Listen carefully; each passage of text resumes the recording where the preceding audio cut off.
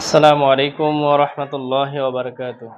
প্রিয় শিক্ষার্থীবৃন্দ, আশা করি সকলেই ভালো আছো। আলহামদুলিল্লাহ, আল্লাহ তাআলার অশেষ রহমতে আমি ভালো আছি। প্রিয় শিক্ষার্থীরা, আজকে আমি তোমাদের মাঝে উপস্থিত হয়েছি পঞ্চম শ্রেণীর গণিত অধ্যায় ৫ সৃজনশীল। তো ইতিপূর্বের ক্লাসগুলোতে আমাদের দশমিকের যোগ, বিয়োগ, গুণ, ভাগ, গুণের ডাকের অঙ্ক, দশমিকের ভাগের ডাকের অঙ্ক, যোগ এবং বিয়োগের ডাকের অঙ্ক সবগুলো আমাদের শেষ হয়েছে ইনশাআল্লাহ। তো আজকের আমাদের যে ক্লাস সেটা হচ্ছে যে দশমিকের অধ্যায়ের সৃজনশীল অঙ্ক।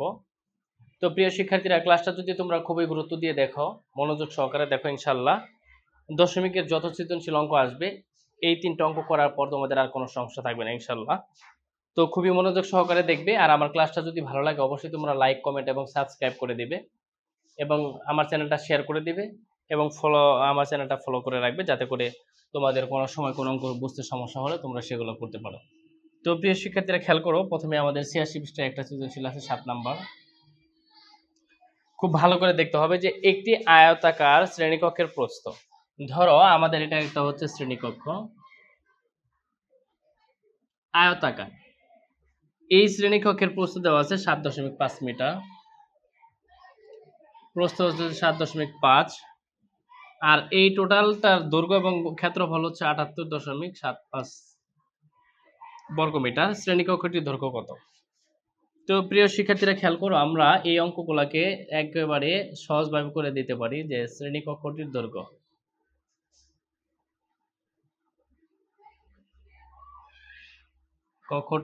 সমান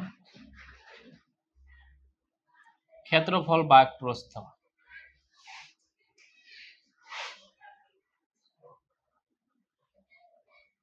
একক।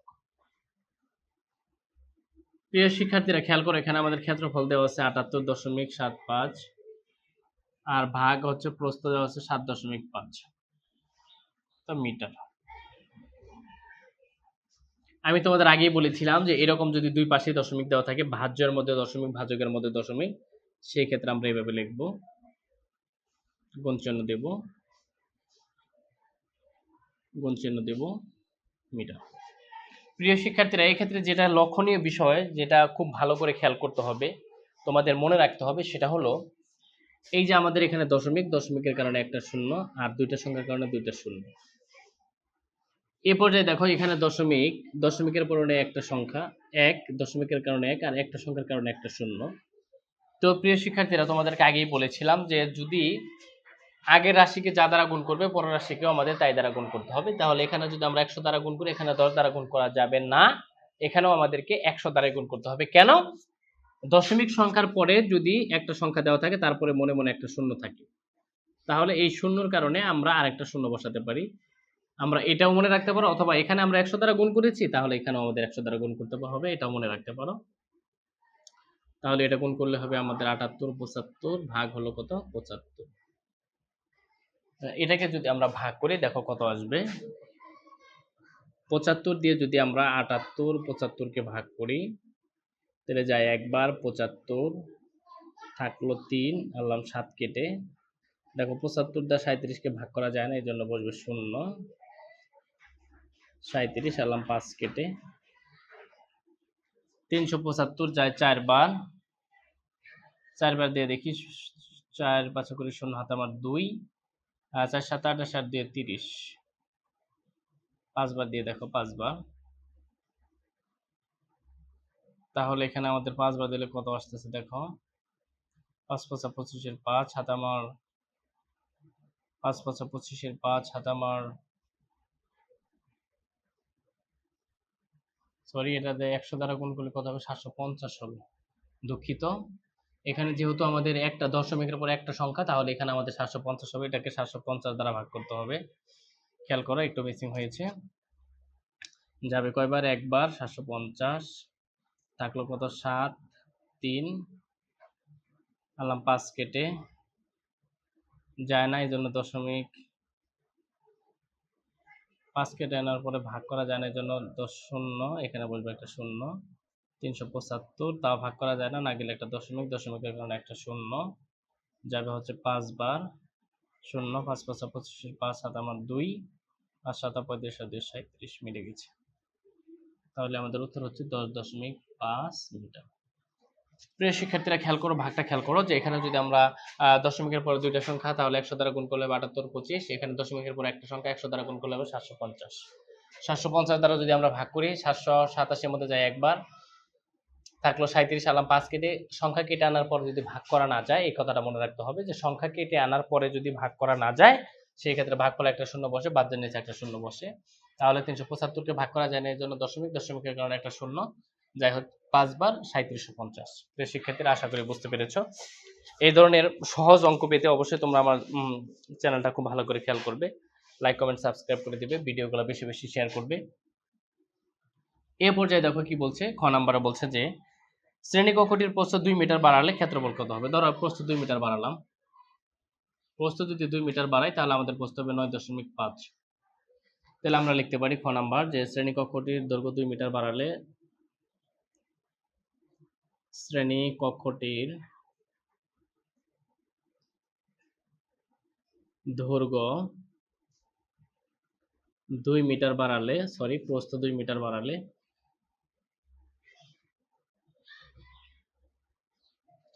2 মিটার বাড়ালে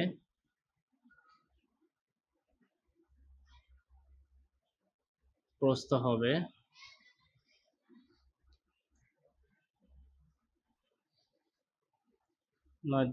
7.5 যোগ হলো 2 মিটার,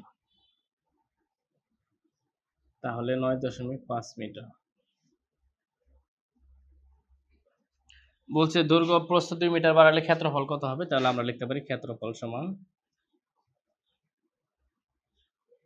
দৈর্ঘ্য গুণ প্রস্থ বর্গ একক। এই ক্ষেত্রে আমাদের দৈর্ঘ্য হচ্ছে 10.5, আমরা ক নাম্বার থেকে পেয়েছি, প্রস্থ হচ্ছে 9.5 বর্গ মিটার। প্রিয় শিক্ষার্থীর, এটারে যদি আমরা গুণ করি,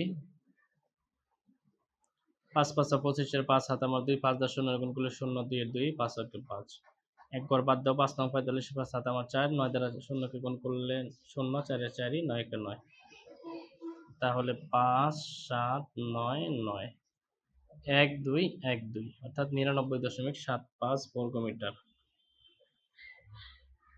প্রিয় শিক্ষার্থীরা, আশা করি তোমরা সৃজনশীলের খ নাম্বার অঙ্কটা বুঝতে পেরেছো। এ পর্যায়ে আমাদের আর মাত্র বাকি দুইটা সৃজনশীল আছে, এই দুইটা সৃজনশীল করলেই আমাদের এই অধ্যায়ে ইনশাল্লাহ আর কোনো সমস্যা থাকতেছে না তোমাদের। তো এ পর্যায়ে দেখো 88 পৃষ্ঠায় একটা সৃজনশীল দেওয়া আছে। 88 পৃষ্ঠায় সৃজনশীলটা খুব ভালো করে খেয়াল করতে হবে যে এই ধরনের সৃজনশীল যদি তোমরা বুঝো তাহলে যে কোনো অঙ্কই আসুক না কেন তোমরা সেগুলো খুব ভালোভাবে পারবে। 88 পৃষ্ঠা সৃজনশীলটা দেখো।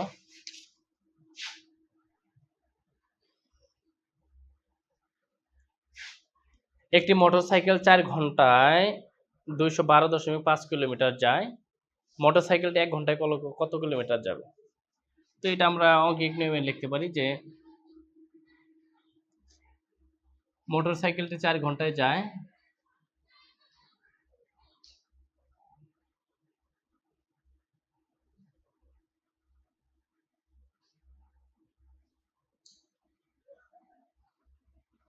যায় হচ্ছে কত 212.5 কিলোমিটার।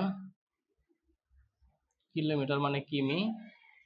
তাহলে মোটরসাইকেলটি 1 ঘন্টায় যায় 212.5 ভাগ হলো কত 4। দেখো এটাকে আমরা এখানে ভাগ করে দিব, রাফ করে দিব। 4 5 20, থাকলো কত 1, আনলাম 2 কেটে, 3 4 12, দশমিক দশমিক আনলাম 5 কেটে, 4 অক্ষে 4, থাকলো 1, 1 আমাদের জানা, দশমিক 0, যায় হচ্ছে 2 বার, 4 2 8, থাকলো 2, যায় না এই জন্য দশমিক আরেকটা 0, 4 5 20, 53.125 কিলোমিটার।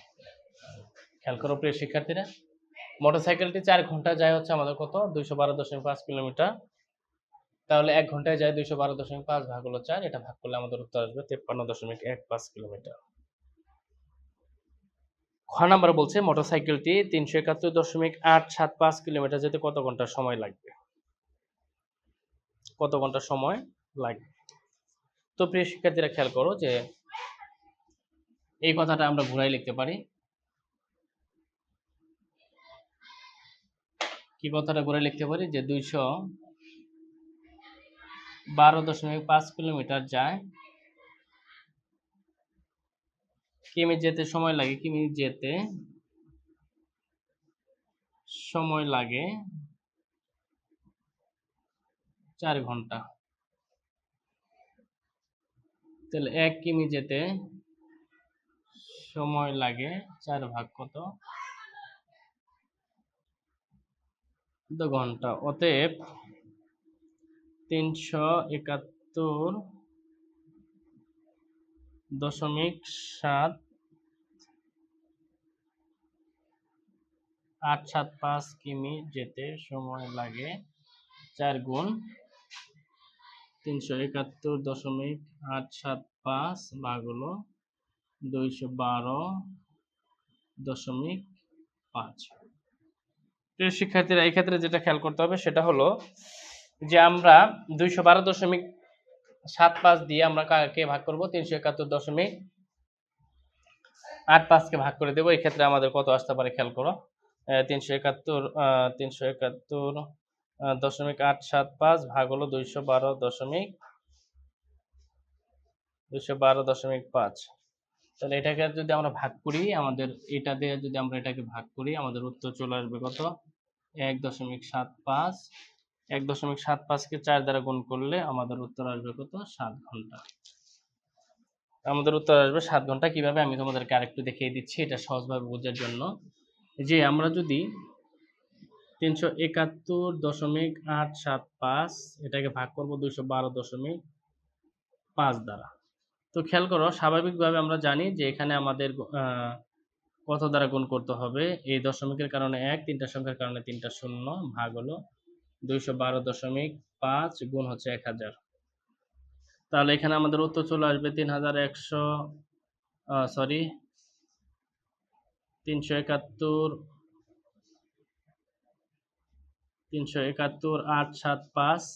দশমিকের পরে 3টা সংখ্যা, এখানে 3টা শূন্য থাকার কারণে সংখ্যা চলে যাবে। এখানে আমাদের একটা শূন্য মাত্র বাদ যাবে, তাহলে এখানে থাকবে 212.50। 212.500 অর্থাৎ 212.5 গুণ হচ্ছে আমাদের 1000, এটা দ্বারা গুণ করলে হবে 21, 250। এটা দ্বারা যদি আমরা এটাকে ভাগ করি তাহলে চলে আসবে 1.75। তাহলে এই সংখ্যা দ্বারা আমরা এটাকে যদি কাটাকাটি করি 1.75, 1.75 কে যদি আমরা 4 দ্বারা গুণ করি, 4 5 করে 0 হাত আমার 2, 4 7 28 2 30 0 হাত আমার 3, 4 1 4 আর 3 7, 1 2 1 2। তাহলে আমাদের চলে আসলো কত ঘন্টা? 7 ঘন্টা। প্রিয় শিক্ষার্থীরা, আশা করি তোমরা এই সহজ অঙ্কটাও বুঝতে পেরেছো। এই পর্যায়ে সর্বশেষ আমাদের যে সৃজনশীলটা আজকের ক্লাসে, এই সৃজনশীলটা করে ইনশাআল্লাহ আজকের ক্লাস থেকে বিদায় নিব।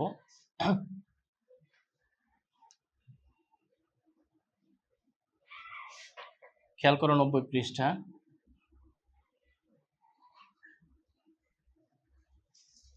রেজার ওজন 36.5 কেজি, তার ছোট ভাই এবং তার বাবার ওজন যথাক্রমে তার ওজনের 0.8 গুণ এবং 1.6 গুণ।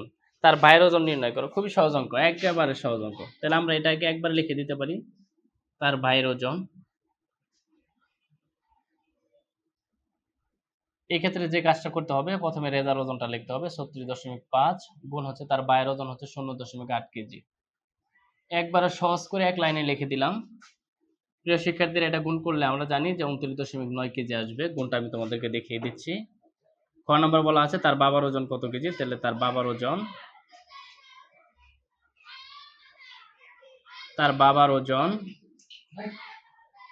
36.5 গুণ হচ্ছে 1.6 কেজি।